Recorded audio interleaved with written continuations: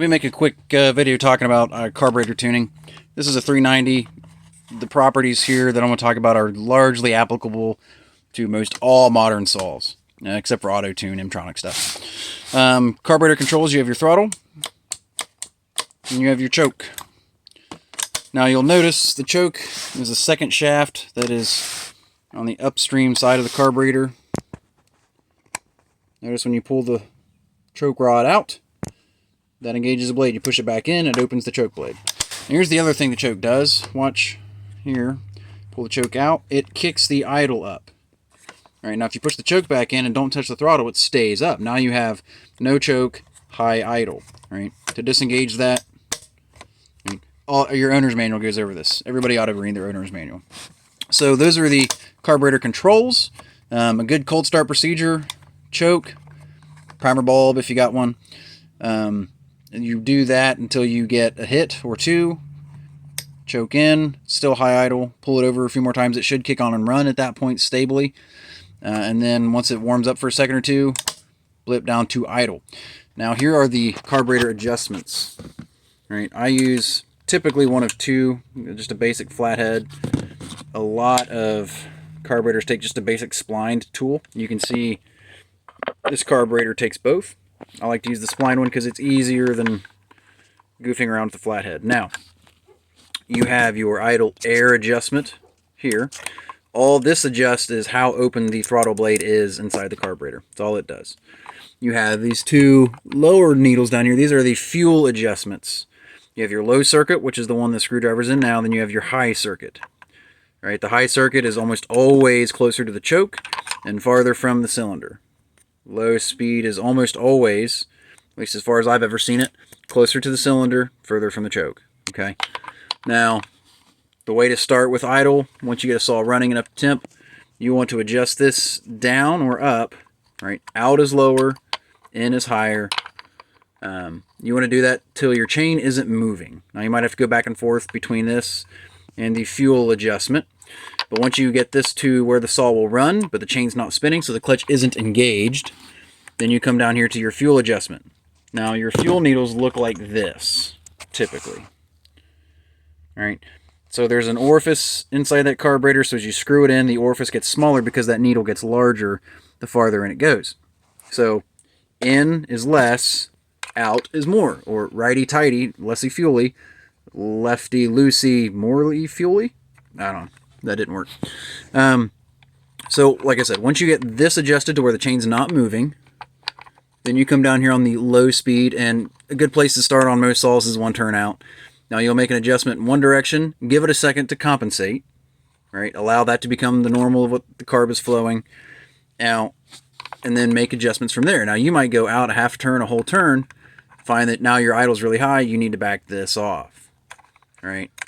And then you need to go back here and make the adjustments accordingly. When you're making fueling adjustments, you'll find the RPM will climb. It'll go up, and then it'll start to go back down as it gets richer. Right? So if our Y graph here is how rich the circuit is, and our X graph here is RPM, we'll find that RPM goes up and then starts to go back down depending on how rich the saw is at idle and at high speed. So what we do then is once we get our RPM set with this, we come down here, we find the peak, which whether you need to go rich or lean, right? We find the peak, and then I like to go just a little past that peak on the rich side. So let's say I'm going out and it's going up, and right there is the peak. I like to be just about there.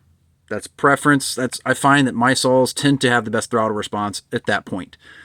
Now, you might find that, and then, okay, now the saw is idling too high. You need to come back up here. Make an adjustment. This is going to be small adjustments. These make big movements. Then you come back down here. There's less air, so you might need to come in just a little bit, find peak, and then I like to back it off a smidge. All right, so you're doing this to get the right idle RPM set to where it's the best mixture. The other thing to consider when you're setting this, once you get your idle where you want it, give the throttle a blip or two, right? See how it responds. A good saw is going to snap. But don't get lost chasing that, because some of that snap is going to come from how rich or lean your high circuit is. Now, to tune the high circuit, once you get your idle circuit set, your base circuit set where it needs to be, a lot of guys have different ways of doing this. Some guys target a specific RPM with a tachometer. The way I like to do it is I will start with the saw to where I'll back it out to where it is rich.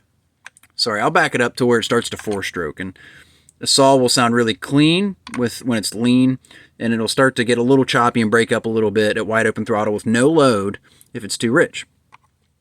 To start out with, I like to get a saw adjusted here to where it's 4-stroking out of the cut with no load, and then it cleans up in 2 strokes in the cut with a load. Right, a load is resistance to the chain on the saw, right, as it's in wood.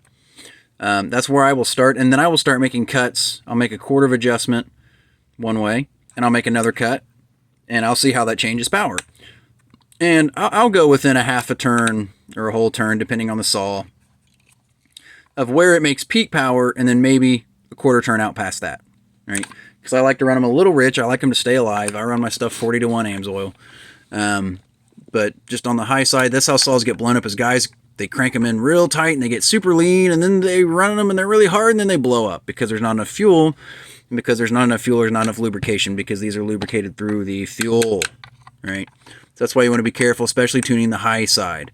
If in doubt, needle out, right? It'll kill power if you go too rich, but better than having a blown up saw. So on the high side, that's how I like to do it. I like to get them to where they're 2-stroking out of the cut, 4-stroking out of the cut and 2-stroking in the cut, and then make small adjustments from there based on how they cut. And I'll do that cutting test consecutively right then in the log, just to see where it's at.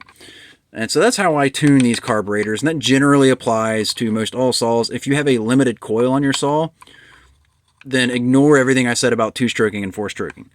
Now what you need to consider then is what the limiter is set at in the coil, and then you need to pay attention to tuning in the wood, right? So if you've got a saw, you might need to start out turn and a half, 2 turns out, make a cut, and then lean it up a quarter, make a cut. If you have more power, okay, maybe you go another half turn, make another test cut. If you lose power, you back it off. But if you keep gaining power, you can keep going in. You can look at the RPMs and where they're target and set to cut. The other way to do that, if you have a tool, this is a small engine tachometer. Be careful with these, because if you buy a cheap one, you might get inaccurate readings. You can make adjustments on your high side in the cut so that it's making peak power in the cut just under what your peak RPM is, what your tack is limited at. Right? So these are ways to tune these saws. Other guys have made better videos than mine, but I learn differently than other people, so maybe you learn like I do, and this is helpful to you. So that's how I tune them. If you have any questions, feel free to let me know.